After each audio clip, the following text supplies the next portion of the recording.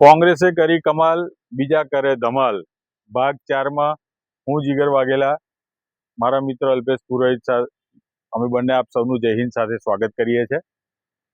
મિત્રો, આજે જે ચર્ચા કરવાની છે ને, એ ક્યારે કોઈ ના વિચાર્યું હોય, ક્યારે કોઈ ધાર્યું ના હોય એટલા મોટા એક નિર્માણની વાત કરવાની.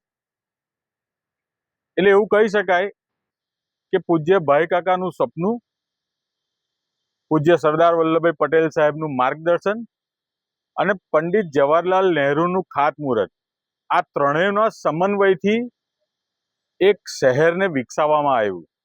એ શહેર એટલે મારું વિદ્યાનગર, જેને સરદાર સાહેબના માનમાં જેનું નામ આપવામાં આવ્યું વલ્લભ વિદ્યાનગર. મિત્રો, આ શહેરની જ્યારે રચના કરવામાં આવી હતી ત્યારે આ બિલકુલ એક જંગલ હતું, કોતર હતા, જંગલ હતા, આજુબાજુના ગામના રહીશોના ખેતર હતા. 18 વરણના આ સહિયારા પ્રયાસથી આની જમીનનું સંપાદન કરવામાં આવ્યું. ત્યારબાદ આ જમીનને ચોખ્ખી કરી એને સમતલ કરવામાં આવી અને વિવિધ પ્રકારના નાના મોટા ઔદ્યોગિક એકમોની સ્થાપના કરવામાં આવી, જેના થકી આજે આ વિદ્યાનગરમાં તમે જે પણ કંઈ મોટી સંસ્થાઓ, જે કંઈ પણ મોટી શૈક્ષણિક ઇમારતો તમે જે જોઈ રહ્યા છો, એ બધું જ એનું પરિણામ છે. મિત્રો, આ દેશમાં એક જ માત્ર એવું શહેર હતું જેને ચલાવવા માટે અને જેને વિકસાવવા માટે 3 મંડળની સ્થાપના કરવામાં આવી. એક ચારુતર વિદ્યા મંડળ, એક ચારુતર આરોગ્ય મંડળ અને એક ચારુતર ગ્રામોદ્ધાર મંડળ.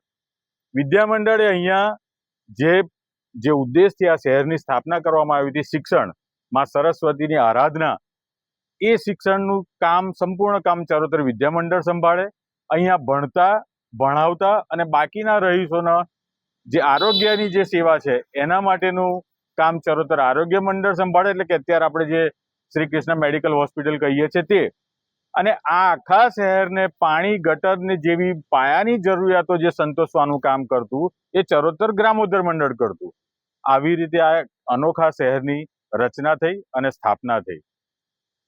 મિત્રો, કોંગ્રેસે કરી કમાલ, બીજા કરે ધમાલ. આ એપિસોડમાં હું અને મારા સાથી જીગર વાઘેલા જે રીતે વાત કરી છે, પણ આપની વચ્ચે અમે શું મૂકવા આવ્યા છે?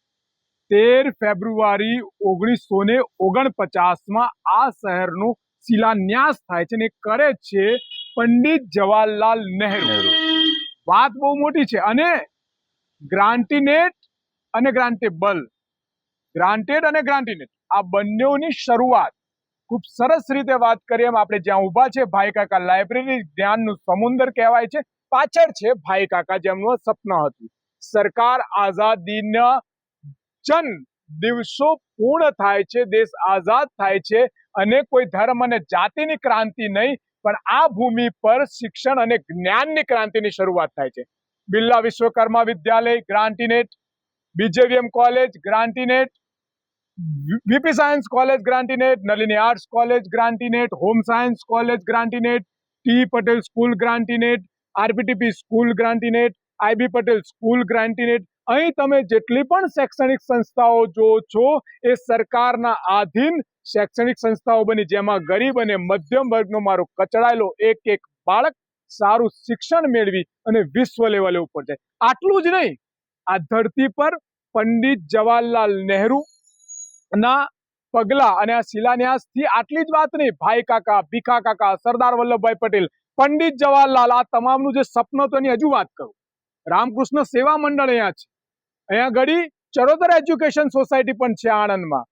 એની પાસે તમે જાઓ તો સરદાર પટેલ એજ્યુકેશન સોસાયટી પણ છે અને બીજી ઘણી બધી જે છે, જ્યાં ઘડી ગ્રાન્ટીનેટ કોલેજ અને સ્કૂલો છે, એ પણ કોંગ્રેસની સરકારમાં, કોંગ્રેસની વિચારધારાથી કોંગ્રેસ સરકારે ગ્રાન્ટીનેટ આપી હતી, જેની અંદર શિક્ષકોનો પગાર સરકાર ચૂકવે, આ સંસ્થાઓનું સંચાલન કરવાના પૈસા સરકાર આપે, શૈક્ષણિક સારી ક્વોલિટી માટે જે પણ ખૂટતું હોય તમામ સરકાર પોતાના ખર્ચે આપે અને નહીં જેવી ફીમાં વિદ્યાર્થી એન્જિનિયર બની શકે, ડોક્ટર બની શકે. એનાથી મોટી વાત, આપણે જે કેમ્પસમાં ઊભા છીએ, સરદાર પટેલ યુનિવર્સિટીના હિન્દી ડિપાર્ટમેન્ટ હોય, સંસ્કૃત ડિપાર્ટમેન્ટ હોય, ગુજરાતી ડિપાર્ટમેન્ટ હોય, પોલિટિકલ સાયન્સ ડિપાર્ટમેન્ટ હોય, ઇતિહાસનો ડિપાર્ટમેન્ટ હોય, યા પછી સાયન્સના લગતા તમામ ડિપાર્ટમેન્ટો હોય, યા કોમ્પ્યુટર સાયન્સના ડિપાર્ટમેન્ટ, એ પણ ગ્રાન્ટીનેટની શરૂઆત કોંગ્રેસની સરકારમાં અહીંયા આગળ કરવામાં આવી.